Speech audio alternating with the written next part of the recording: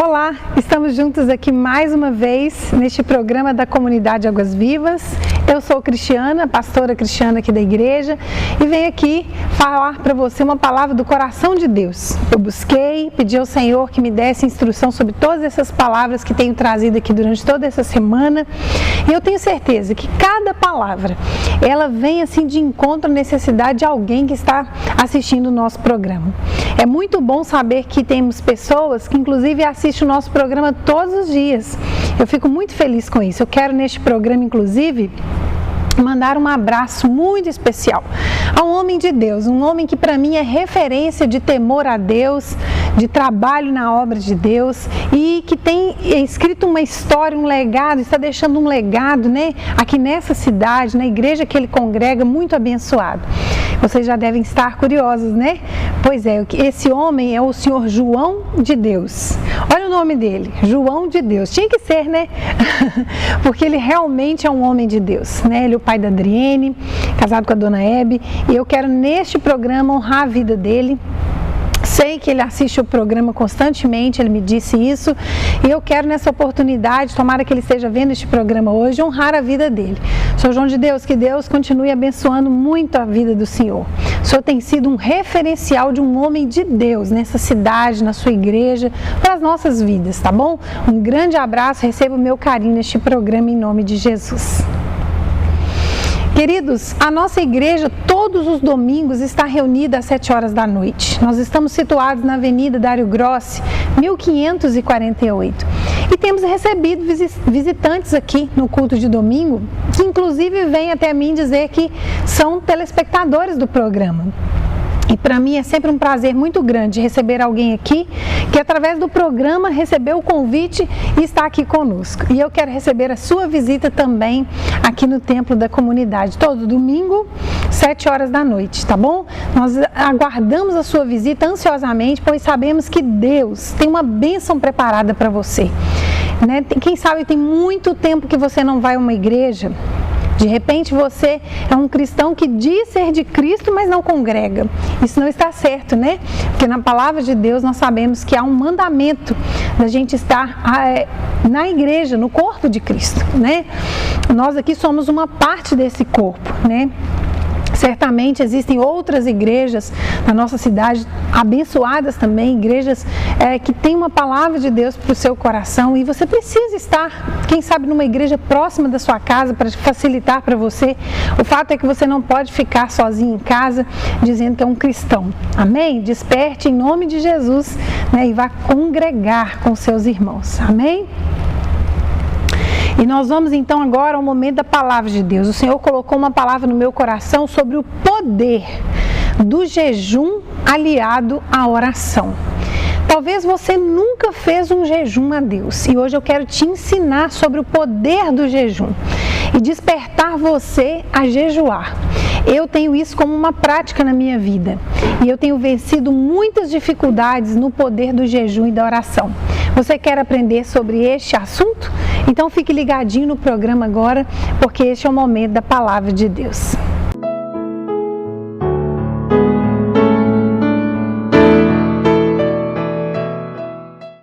No livro de Mateus, no capítulo 17, nós vamos ler no versículo 14 sobre um episódio acontecido com Jesus e uma criança. Vamos ler? Mateus 17, versículo 14, diz assim: Quando eles chegaram perto da multidão, um homem foi até perto de Jesus, ajoelhou-se diante dele e disse: Senhor, tenha pena do meu filho. Ele é epilético e tem ataques tão fortes que muitas vezes cai no fogo ou na água. Eu o trouxe para os seus discípulos a fim de que eles o curassem, mas eles não conseguiram. Agora nós vamos ler lá no versículo 20. E Jesus respondeu: Foi porque vocês não têm bastante fé. Eu afirmo a vocês que isto é verdade. Se vocês tivessem fé, mesmo que fosse do tamanho de uma semente de mostarda, poderiam dizer a este monte: saia daqui e vai para lá, e ele iria. e vocês teriam poder para fazer qualquer coisa. Mas esse tipo de demônio só pode ser expulso com oração e jejum. Amém? Esse é o texto escolhido para a nossa reflexão. Bom, uma breve explicação dessa história. Essa história passa-se entre Jesus Cristo e o pai de uma criança que era epilética, uma criança que, vez ou outra, dava um ataque epilético, e a Bíblia conta que esse pai desesperado disse para Jesus assim: olha, Jesus, às vezes ele cai até no fogo, às vezes, dependendo do lugar onde ele está, ele pode se machucar. Imagina a aflição desse pai, não é verdade? Pois é. Só que há uma curiosidade aqui nesse texto. Esse homem, em primeiro lugar, ele levou esse menino aos discípulos de Jesus. Só que aconteceu algo meio que desapontador, meio frustrante. Os discípulos de Jesus, aqueles que andavam com ele, que viam as curas que Jesus operava e sabiam, né, como que Jesus fazia aquilo, sabiam do poder de Deus que estava disponível para eles também fazerem aquelas obras. Esses discípulos não conseguiram expulsar aquela enfermidade que estava alojada na vida daquele menino. Eu quero fazer um parênteses aqui muito importante, porque a Bíblia é clara aqui que aquele menino sofria de epilepsia. Porém, a epilepsia, ele dava ataque epilético, né, cujo fundo era uma possessão de espíritos malignos. Mas, por favor, entenda aqui agora que nem toda pessoa que tem ataque epilético, ela está possuída de demônios. Por favor, que a palavra de Deus agora seja muito clara a você. Nós não estamos aqui declarando isso. O entendimento que nós temos da palavra é que neste caso dessa criança, os ataques epiléticos tinham sim um fundo espiritual maligno. E Jesus Cristo, né, identifica bem isso no momento em que ele dá o ensinamento, como isso ia ser resolvido. Então, voltando aqui ao texto, a enfermidade deste jovem, ela era associada a espíritos malignos. E os discípulos tentaram sim expulsar aqueles espíritos malignos, mas eles não conseguiram. E aí Jesus Cristo então, ele dá a resposta por que eles não conseguiram. Em primeiro lugar, Jesus disse que faltou fé. E olha, a fé é fundamental para qualquer coisa que nós estejamos precisando de obter, seja uma cura, seja uma provisão, seja uma libertação. Não tem como nós irmos até Jesus, pedir a Ele um milagre, se a gente não acreditar. Existem muitas pessoas hoje que se dizem, inclusive pessoas que são ateus, que não creem em Deus. Como que essa pessoa que não crê, que não acredita, ela vai exercitar a fé? É incoerente dizer isso. Porém, todas aquelas pessoas que têm fé, e a palavra de Deus, Jesus Cristo deu esse ensinamento, por menor que ela seja. Olha a comparação que Jesus faz, gente, que coisa linda. Ele diz assim: se a sua fé for pequenininha, do tamanho de uma semente de mostarda. Você sabe o tamanho de uma semente de mostarda? Ela é muito pequenininha, muito pequenininha. E aí, Jesus Cristo está dizendo isso, pode ser pequenininha a sua fé, mas se ela for uma fé atuante, você vai poder dizer a um monte. E que monte é esse? É a pedreira de Itaúna, pastora? Não, é o monte do seu problema. Porque quando nós estamos diante de um problema grande, ele parece uma montanha diante de nós.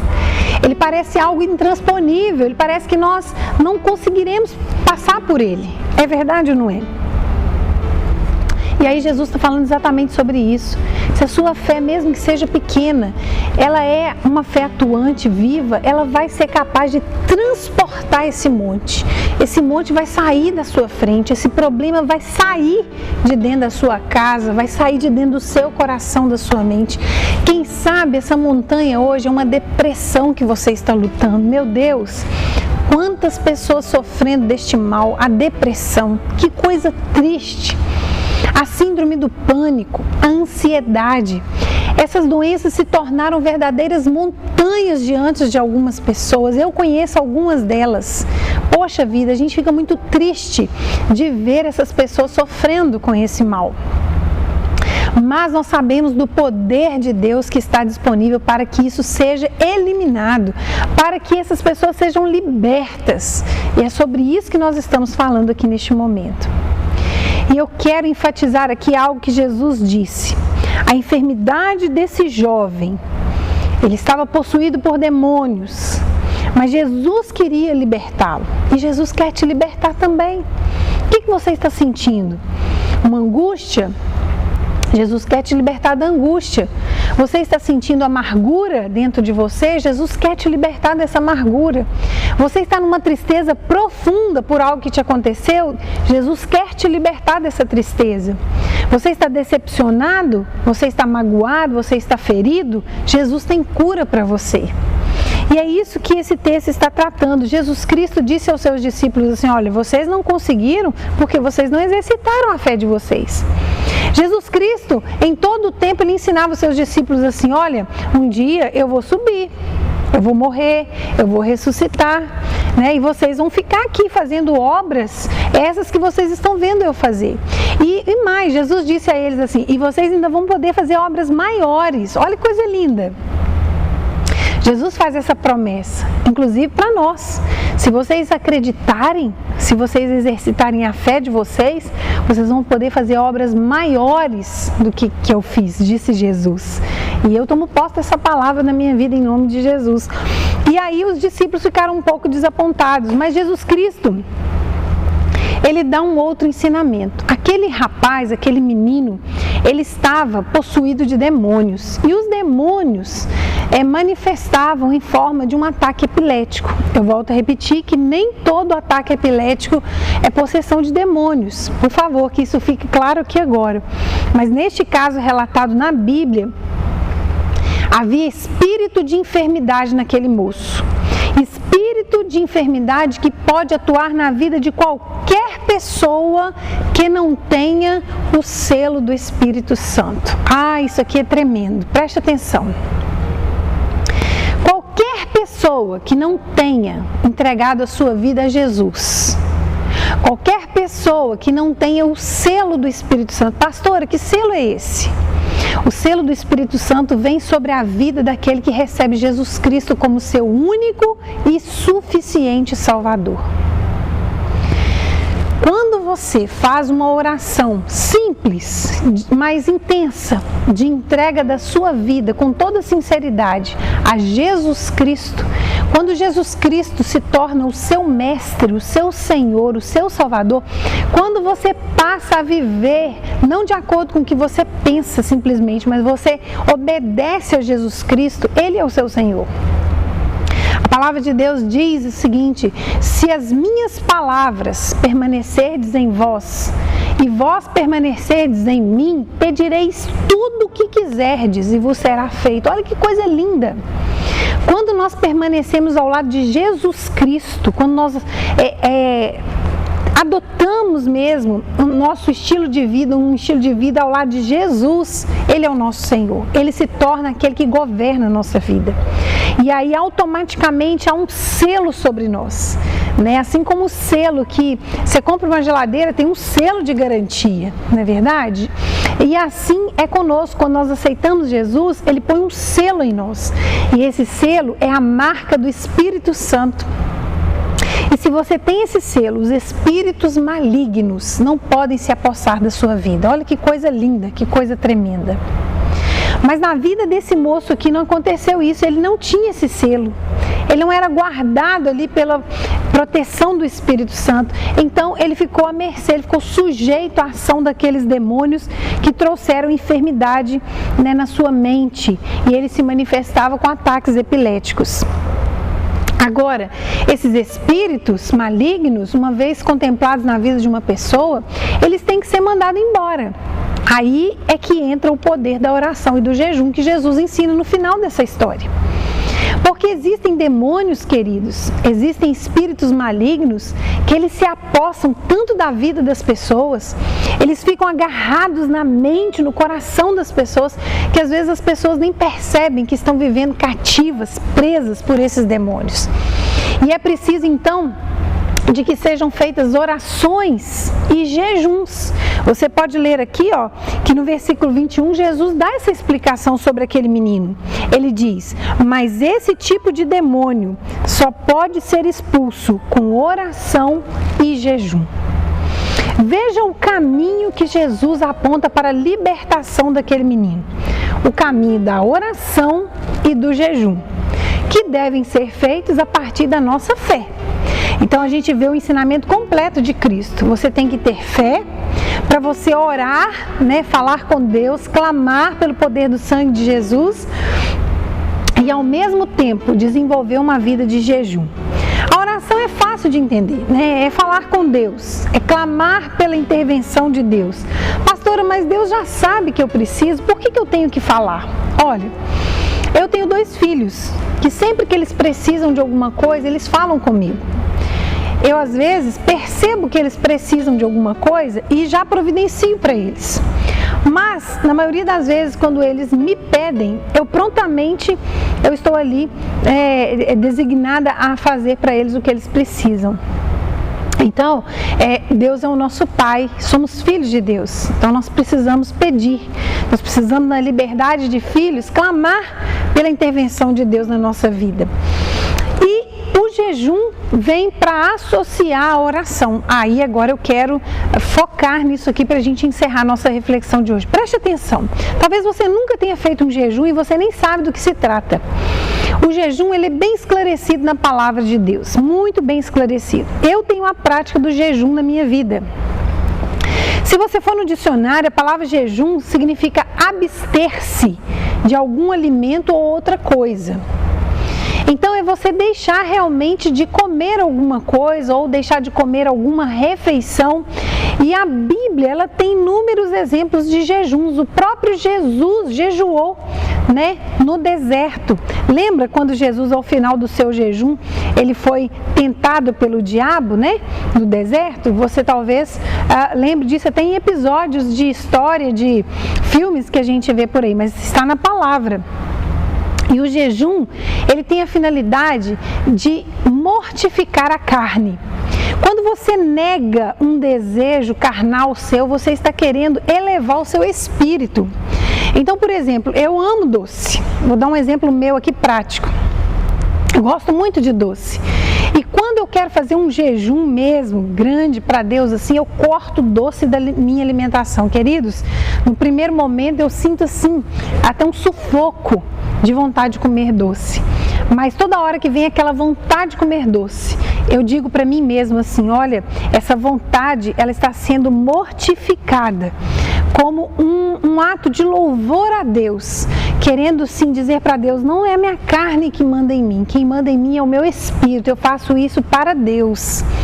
Na verdade, o jejum não vai mudar Deus, o jejum vai mudar você. E é interessante demais como que o jejum sensibiliza o nosso espírito, como a gente fica mais em sintonia com Deus. Eu quero até te falar uma coisa, você está precisando tomar uma decisão muito importante na sua vida? Você está precisando tomar uma decisão que pode mudar não somente o rumo da sua vida, mas o rumo da sua família, influenciar algumas pessoas que convivem com você? É muita responsabilidade, não é? Não tome essa decisão por você somente. Busque em oração e jejum. Quem sabe você, mãe, tem um filho nas drogas e você vive pedindo a Deus, fazendo até campanhas, enfim. Você já aliou essa oração a um jejum poderoso? Olha, eu quero te dizer que são armas espirituais tremendas que Deus tem a nosso favor para que nós possamos vencer a Satanás e os seus demônios. Por último, lá em Isaías 58, a gente vê uma concepção mais profunda de jejum. Eu achei isso aqui maravilhoso. Preste atenção. Jejum, olha só, é estar em tão grande comunhão com Deus que todas as outras coisas passam para segundo plano. Meu Deus, que coisa tremenda. Jejum é mais do que deixar de comer alguma coisa para me sacrificar, para ter mais comunhão com Deus. Não, eu fui mais além. Jejum é estar em tão grande comunhão com Deus que as outras coisas todas perdem a importância, até comer. Gente, que coisa linda é essa, né? E aí eu busquei um exemplo em Êxodo 34, nos 40 dias em que Moisés jejuou no monte. A Bíblia diz que ele não comeu. Olha que coisa, 40 dias, imagina como ele ficou fraco. Mas Deus o sustentou, né? O fato é que nós devemos ser muito prudentes ao planejar um jejum. Nós não podemos, por exemplo, uma pessoa que tenha problemas de saúde, que tome muitos medicamentos, ela não deve ser uma pessoa imprudente e fazer qualquer coisa de jejum. Não. Mas o Senhor receberá. Outro dia, para os adolescentes da igreja, nós estávamos num propósito para irmos para um acampamento. E sabe qual foi a ideia deles jejuarem o Facebook? Porque que é coisa que eles mais amam, né? Ficar mexendo toda hora ali na internet. Então, nós jejuamos o Facebook durante 7 dias. Foi um jejum. Nós abstemos de uma coisa que para eles era muito importante. Veja o poder do jejum. E olha, é maravilhoso quando nós jejuamos e oramos. Sabe por quê? Porque são armas poderosas. O jejum aliado à oração, ele liberta de opressão, ele liberta de enfermidades, de possessões, de verdadeiras barreiras que estão diante de nós, são quebradas pelo poder da oração e do jejum. Oh meu Deus, essa palavra ela fortaleceu muito a minha disciplina espiritual de oração e de jejum. Eu quero mais e mais orar e jejuar, para usar dessas armas espirituais para manter minha vida sempre ali, debaixo da proteção do Senhor. E você, está precisando de fazer isso? Faça hoje, comece hoje, em nome de Jesus. Você vai experimentar o poder dessas armas de Deus na sua vida. Amém? Vamos orar?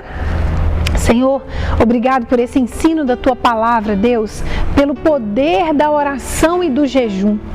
Obrigado, Senhor, porque se nós exercitarmos, ó Deus, isso, nós vamos ter vitória sobre as opressões, sobre as enfermidades, sobre as doenças, sobre, Senhor Deus, as nossas angústias, sobre o pecado que vem sobre nós. Deus, nós precisamos mesmo nos fortalecer. Então ajuda essa pessoa que está vendo este programa hoje, que entendeu que precisa não só orar, mas precisa jejuar. Senhor Deus, porque o Senhor vai fortalecer e essa pessoa vai ser liberta para a glória do Senhor. Como nós aprendemos nessa história desse menino que foi liberto, Pai, com esse ensinamento do Senhor. Deus, nós oramos a Ti agora. Eu quero apresentar essa família que está orando comigo, essa pessoa que está agora exercitando fé. E a Tua palavra ensina que a fé pode ser até pequena, como um grão de mostarda, mas ela vai ser capaz de transportar uma montanha de problema.